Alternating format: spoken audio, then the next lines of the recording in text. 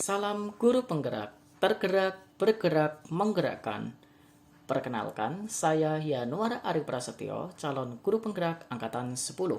Saya akan memaparkan jurnal refleksi dwi mingguan kelima tentang pembelajaran untuk memenuhi kebutuhan belajar murid. Saya menggunakan model refleksi 4F diantaranya Fact, Feeling, Finding, dan Future. Dari modul 2.1, saya mempelajari tentang pembelajaran untuk memenuhi kebutuhan belajar murid. Aktivitas mulai dari diri modul 2.1 tentang refleksi CGP dalam bayangan kelas yang penuh keberagaman murid. Pertanyaan refleksi terkait layanan pengajaran, tantangan dan tindakan, serta strategi pembelajaran untuk memenuhi kebutuhan murid. Prinsip pembelajaran yang memenuhi kebutuhan murid adalah pembelajaran diferensiasi. Saya mengakui bahwa belum sepenuhnya menerapkan pembelajaran berdiferensiasi yang efektif di kelas. Oleh karena itu, saya akan mendalami pembelajaran berdiferensiasi melalui aktivitas selanjutnya, yaitu alur eksplorasi konsep. Alur eksplorasi konsep diawali dengan beberapa pertanyaan pemantik. Salah satu pertanyaan pemantik tersebut adalah apa konsekuensi dari keragaman murid. Kebutuhan belajar murid dapat terpenuhi dengan pembelajaran berdiferensiasi. Strategi yang dapat dilakukan diantaranya diferensiasi konten, diferensiasi proses, dan diferensiasi produk. Konten LMS berupa artikel dan video telah saya pelajari. Saya mendapatkan hal-hal baru tentang cara atau teknik yang dapat dilakukan dari ketiga strategi pembelajaran diferensiasi tersebut. Akhir alur eksplorasi konsep ini diminta untuk menyusun diagram Fryer yang berisikan definisi dan ciri-ciri pembelajaran berdiferensiasi serta memberikan contoh manakah yang tepat dan kurang sesuai dalam penerapannya.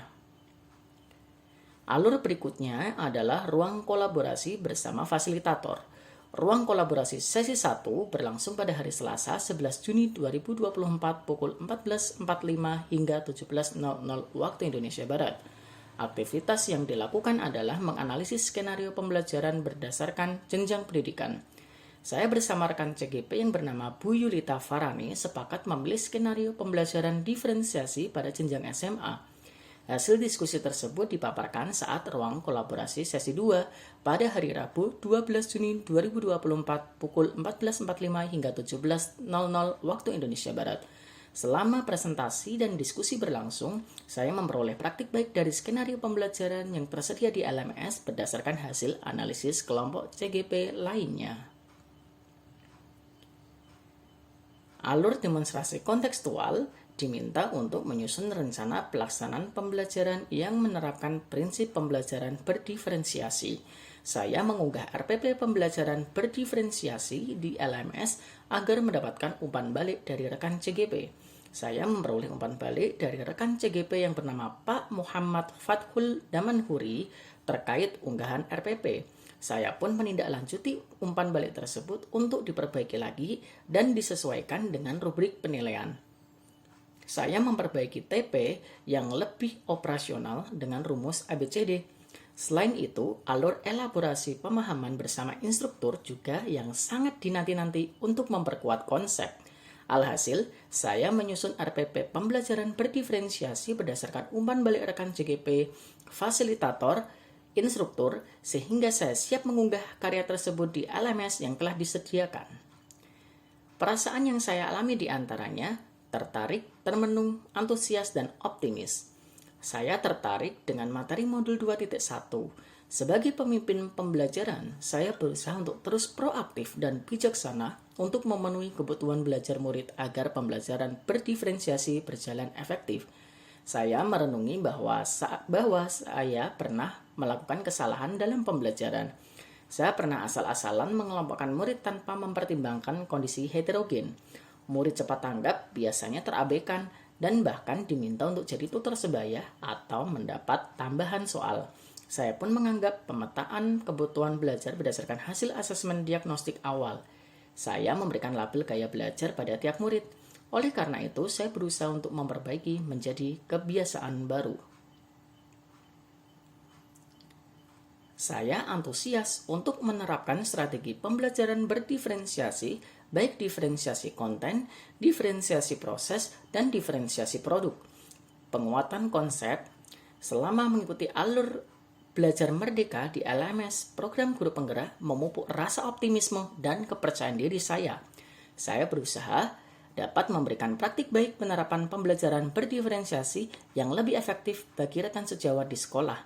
Tentunya, pembelajaran berdiferensiasi dapat berjalan efektif manakala didukung lingkungan belajar yang kondusif, aman, dan menyenangkan bagi guru dan murid. Saya mendapatkan pengalaman berharga, di antaranya, pertama, miskonsepsi tentang pembelajaran berdiferensiasi. Tepatnya, diferensiasi merupakan seperangkat prinsip atau cara berpikir tentang cara mengajar. Pembelajaran berdiferensiasi yang efektif tidak dapat dipisahkan dari lingkungan atau iklim belajar yang positif, kurikulum berkualitas tinggi, penilaian untuk menginformasikan pengambilan keputusan guru, dan manajemen kelas yang fleksibel. Kedua, cara atau teknik diferensiasi konten, diferensiasi proses, dan diferensiasi produk. Ketiga, contoh praktik baik skenario pembelajaran berdiferensiasi dari LMS dan CGP. Setelah mempelajari modul 2.1, saya akan berusaha menerapkan beberapa hal sebagai berikut. Pertama, membiasakan praktik-praktik pembelajaran berdiferensiasi di kelas mulai dari tahap mencoba, refleksi, dan penyesuaian. Proses tersebut dilakukan secara terus-menerus.